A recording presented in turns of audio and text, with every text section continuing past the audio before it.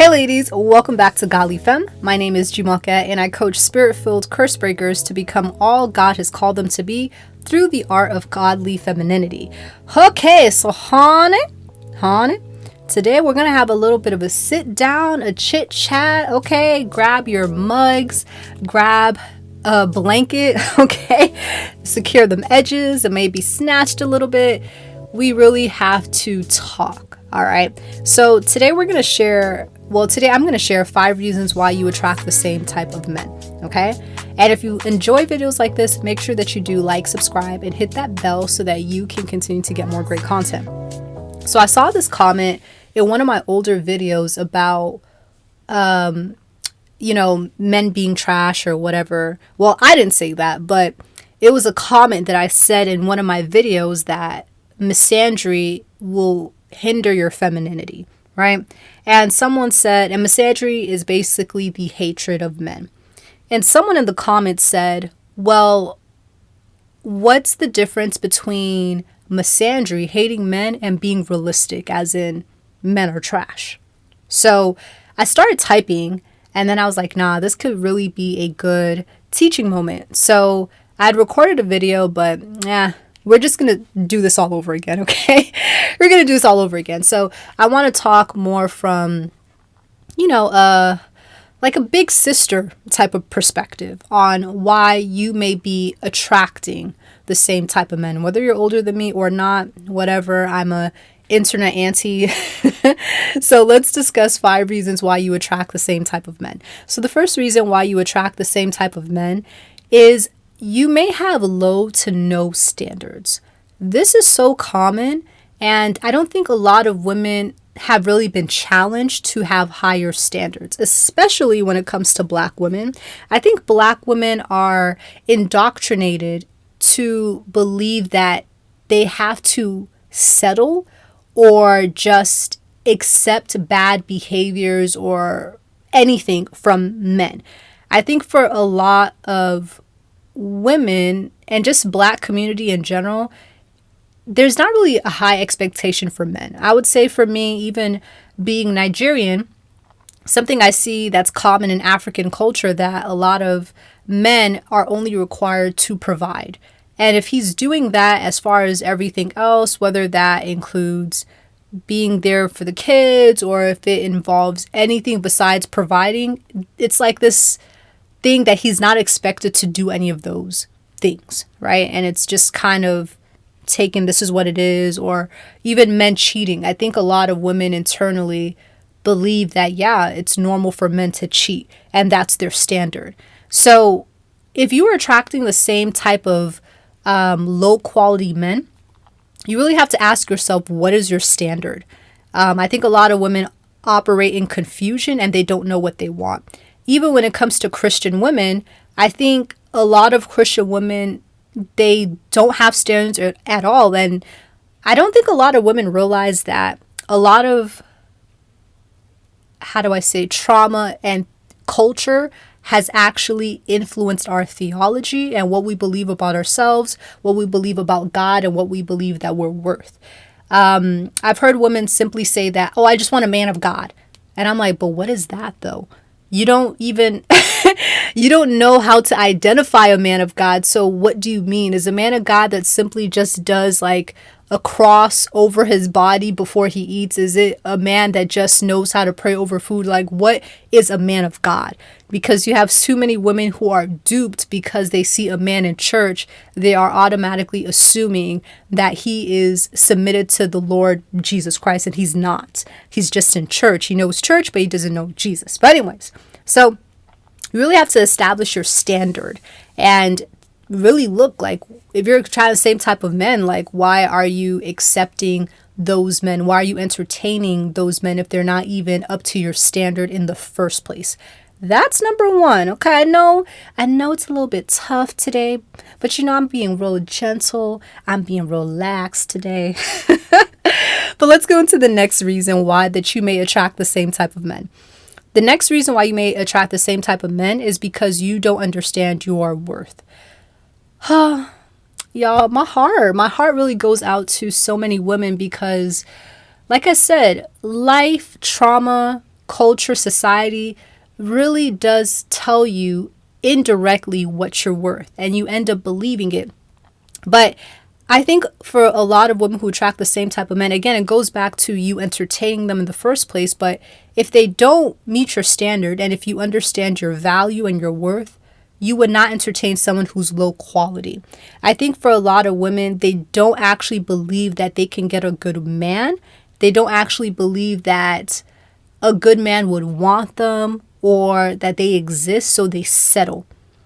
And if you're settling, again, having a settling mentality, it just really means you don't understand your worth. Or you may not even understand your worth as far as marriage. I think a lot of women, they internally don't believe they're worthy of marriage. I think society has gaslit women to thinking that marriage is too high of a standard, or having a man that's respectful or kind or patient is too high of a standard. You need to just accept a man as he is. I think society does tell women that indirectly. And I always say that you should be firm on your standards, but be flexible with your preference. Preference and standards are not the same thing. As, for example, like if you want a man that's 6'7" and you meet a man that's 6 feet, oh, well, like that, again, that's a preference. But a standard should be something like, I want a man who wants to be married, who wants to have kids, who loves the Lord more than I do, who, like these are standards, okay? But yes, I do think that you may not understand your worth fully. The next thing is your environment, okay? So your environment can indirectly make you attract the same type of men. So if you're going to maybe the same types of nightclubs or the same types of social settings where there is a copious amount, okay, of low quality men or men who are not at your standard, then you have to just check your environment. Check the places that you're constantly frequenting. Check the places that you're going to, and, just look around you. Is there high quality, not just men, but just people in this atmosphere? Are the behaviors that I'm engaging in certain environments, is it something that I would expect of a high quality man, woman, whatever the case is? Just ask yourself that. And if the answer is no, well then, that kind of, that shows you, like, even check your circle. Are you around a lot of women who are on the I hate men, all men are trash bandwagon? You know what they say, birds of a feather flock together. Even when it comes to your own family, do you come from a family of women who are just, single mothers, right? And they're indoctrinating you to believe that, oh, all men are trash and there are no good men there and yada, yada, yada. Again, check your surroundings. Like, who are you surrounding yourself with? Where are you going? Who are the people that you're around? What are the behaviors that you're engaging in? If all these things would not attract what you genuinely want, then you may have to, do some soul searching. It's still the beginning of 2022. You can still navigate and change, right? You can still change your perspective, change your environment. Okay. So the next reason why you attract the same type of man, number 4, is that you have unrefined gifts. Ooh, this is so big. This is so big. So many women have gifts that they do not have boundaries around. They don't understand the value of their gifts. And when I say gifts, I'm talking about things like, perhaps like, I'm talking about motivational gifts, as in the Bible in Romans, right? So maybe you have a motivational gift of serving, mercy, teaching, administration, exhortation. So all these different gifts, right? Most people have like 3, okay? If you're not refined in those gifts and you don't understand the value of what God has placed inside of you, you will give it out freely. So for example, a lot of women have, not a lot of women, but many women have a gift of mercy. Okay. So a gift of mercy just draws you into brokenness. So usually people with a gift of mercy, they like to adopt animals. They're drawn to broken homes, adoption, prisons, and elderly people, things of that. So perhaps you meet a man and, you know, there's just something in you that's like, oh my gosh, but I just want to fix him, right? I just want to fix him. Like, oh, people don't understand him because he came from a bad childhood and, and you know, that's, and you're drawn, right, to the brokenness in someone else. And you're not refined in that. What can end up happening is you're drawn to the brokenness of someone. You have lack boundaries. And then when you're done, you know, helping this person and they move on to someone else, or they don't give you the loyalty that you think that you were trying to gain from them, then you become bitter and resentful. But you should have kept a boundary on how much you were pouring, as far as like emotionally, mentally, even physically, your time boundaries. If you're not aware of what you carry, you will end up becoming a foster parent for a man until he finds his forever home with another woman. And you don't want to be that. You don't want to be a placeholder for a man and keep attracting men that see the gift that's inside of you, and you don't fully understand the value of your gift, so you give it out freely thinking it's going to keep a man.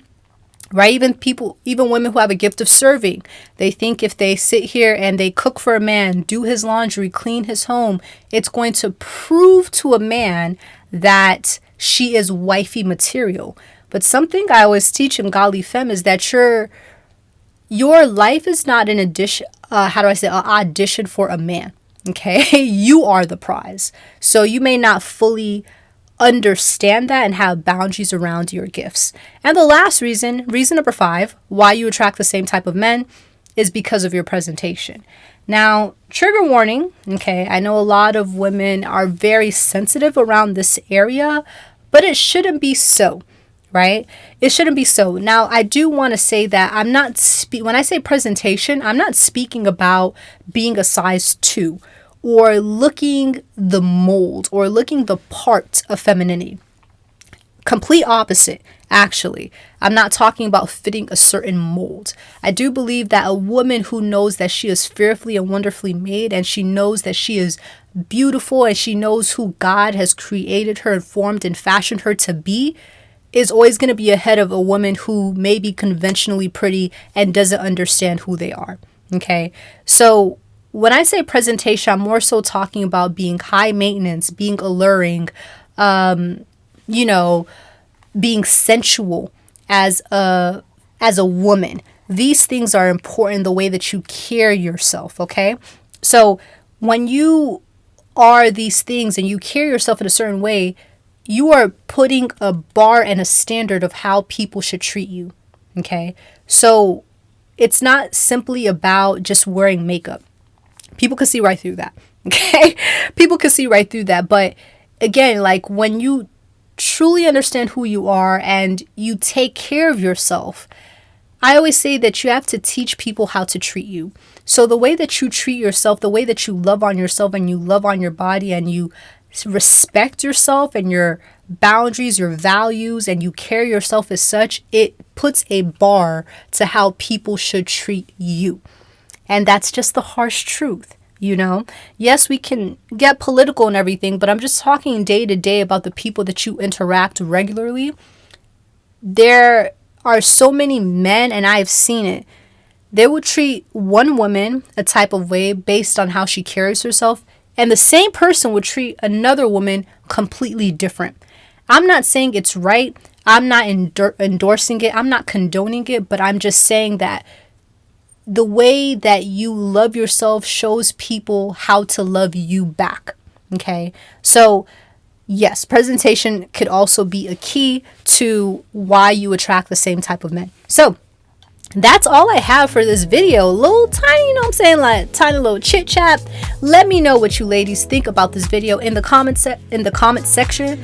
And also, like I mentioned, if you are a spirit-filled woman and you are the curse breaker of your line, and you definitely listen to this whole video and you're like, oh, oof, I got some things that I think I have to really work on, and I would really love to dive deeper into the art of godly femininity, definitely do sign up for my masterclass and schedule a call with me. All the information will be in the description box below, and I will see you all again in the next video. Bye.